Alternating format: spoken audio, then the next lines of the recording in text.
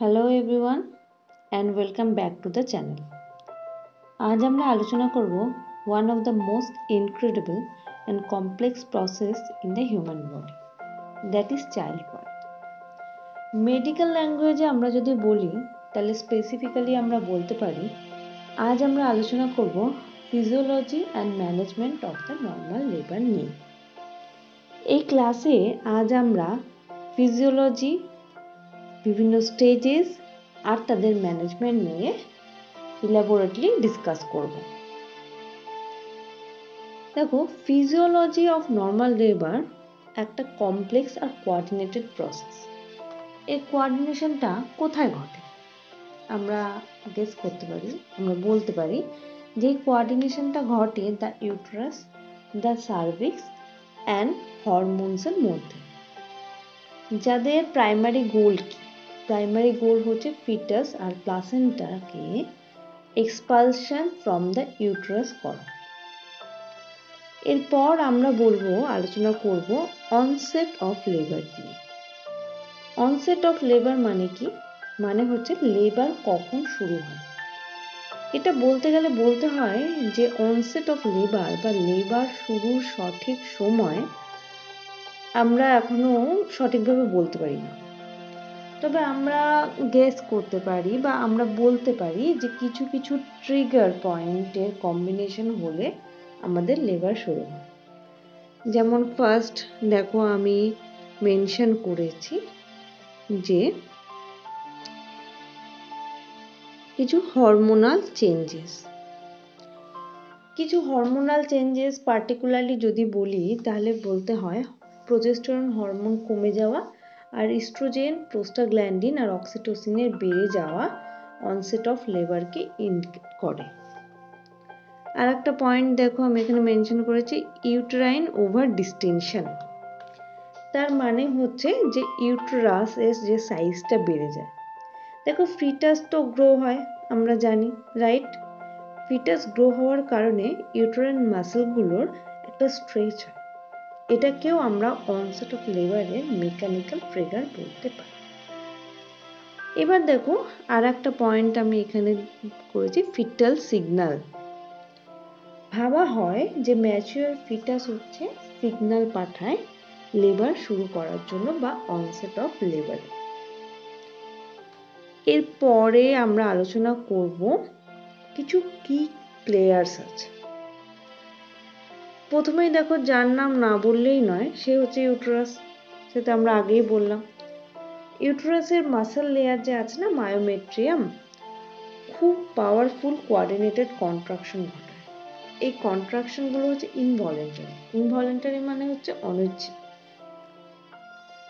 আর তারপরের প্লেয়ারের নাম যদি বলি, আমরা গেস করতে পারি হচ্ছে দ্য সার্ভিক্স। তোমাদের আরেকবার মনে করিয়ে দিই, সার্ভিক্স হলো ইউটেরাসের লোয়ার পার্ট। প্রেগন্যান্সি চলাকালীন সার্ভিক্স কেমন হয়?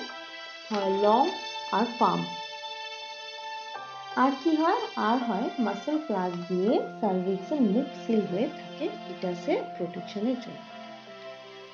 এবার যখন লেবার শুরু হয়, সার্ভিক্সে কিছু সিগনিফিকেন্ট চেঞ্জেস হয়।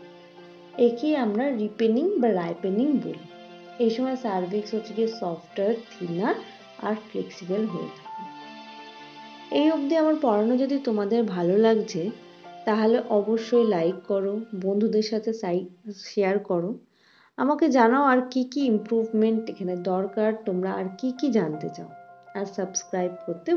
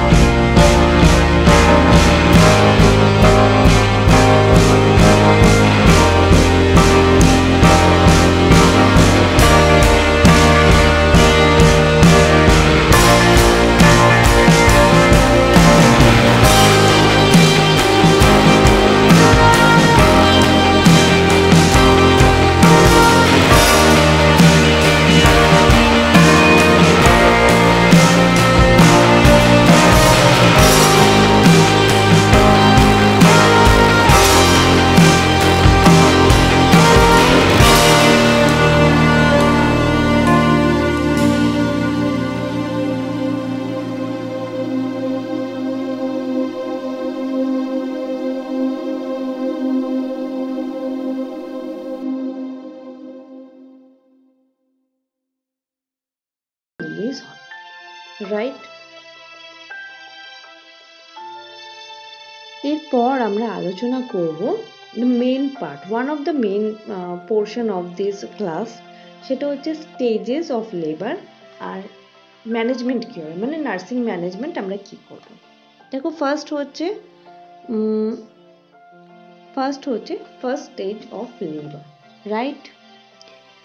দেখো অ্যাকচুয়ালি আমি ফার্স্টে বলে নিই যে আমাদের লেবারের হচ্ছে মেন 4টে স্টেজ। এবারে ফার্স্ট স্টেজ অফ লেবার কি, এবার দেখো ফার্স্ট স্টেজ অফ লেবার কখন শুরু হয়।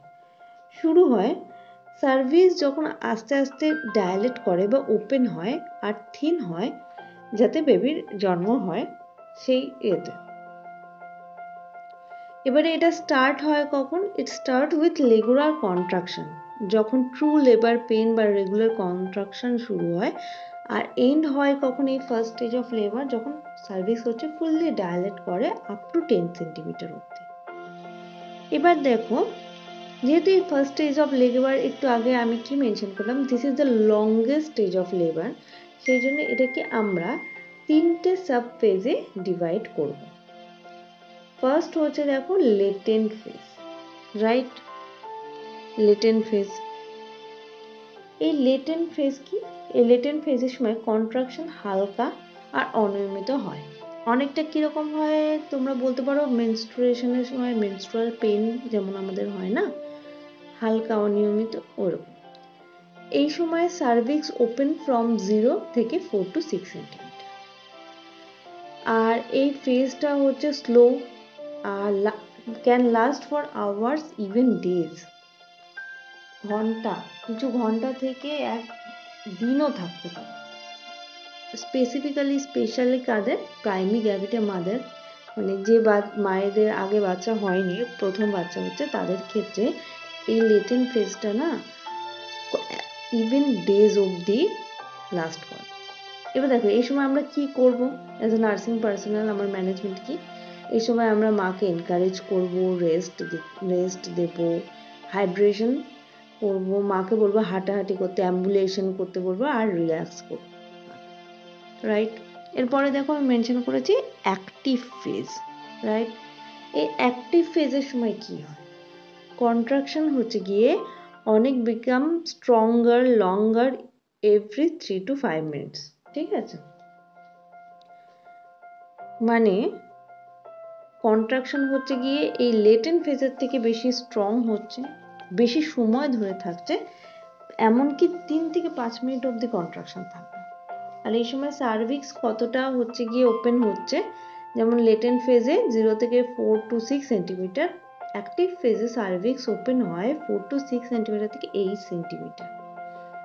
আর এই ফেজটা অ্যাক্টিভ ফেজে নার্সিং পার্সোনাল হিসেবে তুমি কি করবে, গেস করো কি করব আমরা হচ্ছে মনিটর করব fetal heart rate, right, assess করব কন্ট্রাকশন প্যাটার্ন, মাকে কমফোর্ট প্রোভাইড করব, মাকে ডেলিভারির জন্য প্রিপেয়ার করব।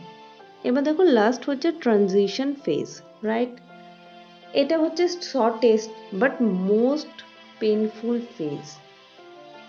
কারণ কি, সার্ভিক্স হচ্ছে গিয়ে 8 থেকে 10 সেন্টিমিটার ডায়ালেট হয়ে গেছে, ফুল ডায়ালেট হয়ে গেছে, 10 সেন্টিমিটার ডায়ালেশন হচ্ছে, সার্ভিক্স ফুললি ডায়ালেটেড। এবারে এই সময় হচ্ছে mother feel strong urge to push, but আমরা বলবো মাকে বোঝাবো যে পুশিং করা উচিত নয় যদি না ফুললি ডায়ালেট হয়, রাইট। এবার এই সময় অ্যাজ এ নার্সিং পার্সোনাল তোমার রোল কি, প্রোভাইড ইমোশনাল সাপোর্ট, তুমি মাকে ব্রিদিং টেকনিক দেখাবে, ডিপ ব্রেথ নিতে বলবে, আর ডেলিভারির জন্য তুমি সব ইকুইপমেন্ট প্রিপেয়ার করবে, ঠিক আছে। যদি এই ফার্স্ট স্টেজ অফ লেবার নিয়ে তোমাদের কোনো কোয়ারিজ থাকে অবশ্যই কমেন্টে জিজ্ঞেস করো, কিছু যদি তোমাদের পয়েন্ট অ্যাড করা থাকে সেটাও আমাকে কমেন্টে জানাও। এবার দেখো আমরা নেক্সট স্টেজ বলবো second stage of labour. Second stage of labour হচ্ছে বার্থ অফ দ্য বেবি বা এক্সপালশন অফ দ্য বেবি, ঠিক আছে।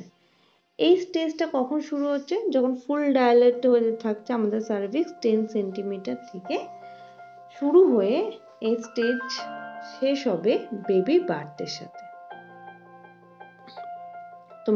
তোমাদের এই ইমেজটায় আমি দেখিয়েছি, দেখো, রাইট। এবার দেখো এখানে আমি মেনশন করেছি হচ্ছে এটা হচ্ছে 3টে পার্টে আমি সাব পার্টে ডিভাইড করতে পারি। ফার্স্ট হচ্ছে গিয়ে পুশিং কি, মা হচ্ছে গিয়ে কন্ট্রাকশনের সাথে বেবিকে যে পুশ করছে বাইরের দিকে ডক্টর আর নার্সের গাইডে, সেটাই হচ্ছে কি। আর পজিশন টেকনিক, ঠিক আছে, পজিশন আর টেকনিক এর মাধ্যমে এ করবে। এরপরে হচ্ছে ক্রাউনিং কখন আমরা বলবো? ক্রাউনিং বলবো ফার্স্ট হচ্ছে পুশিং, তারপর হচ্ছে ক্রাউনিং কখন বলবো? ক্রাউনিং আমরা বলবো যখন বেবির হেড আমরা দেখতে পাই না, ফার্স্ট হয় ভিজিবল ভ্যাজাইনাল ওপেনিং দিয়ে, তখন আমরা এটাকে ক্রাউনিং বলবো।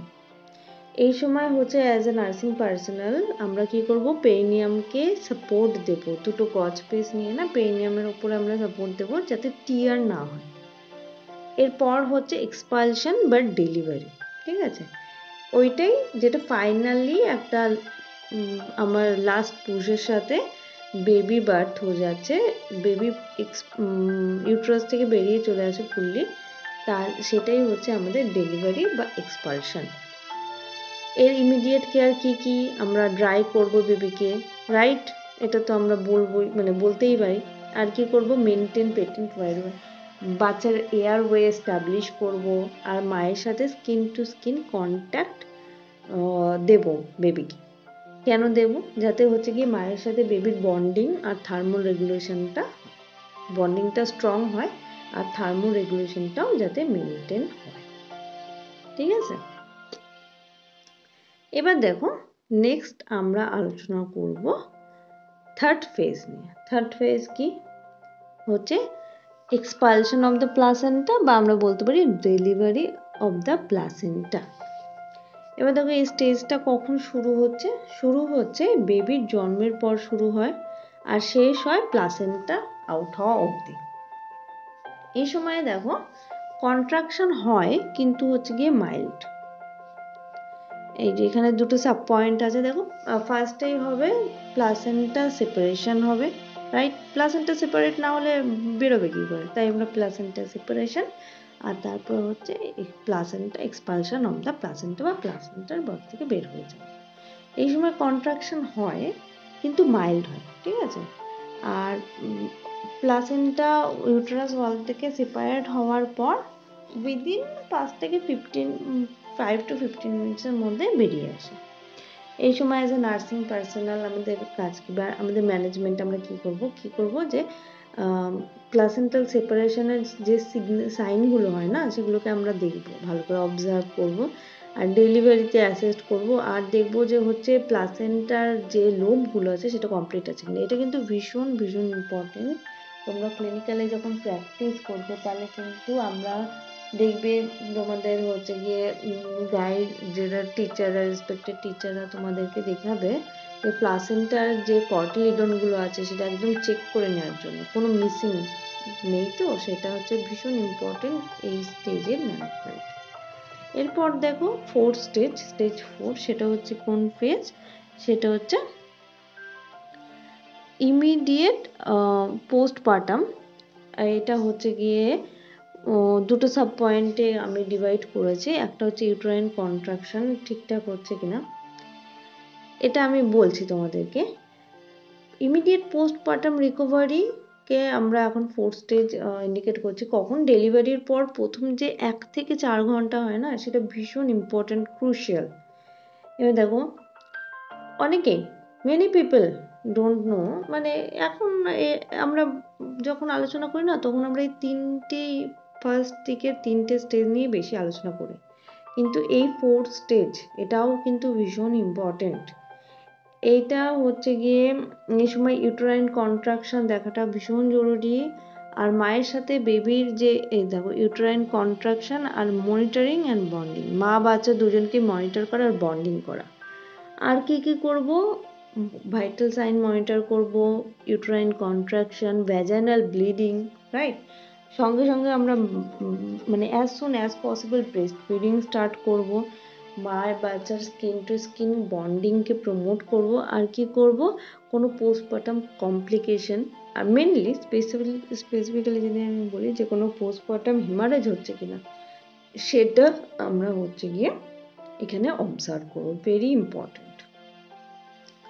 সো নার্সিং স্টুডেন্ট, এই হচ্ছে আমাদের 4th stage of normal labour.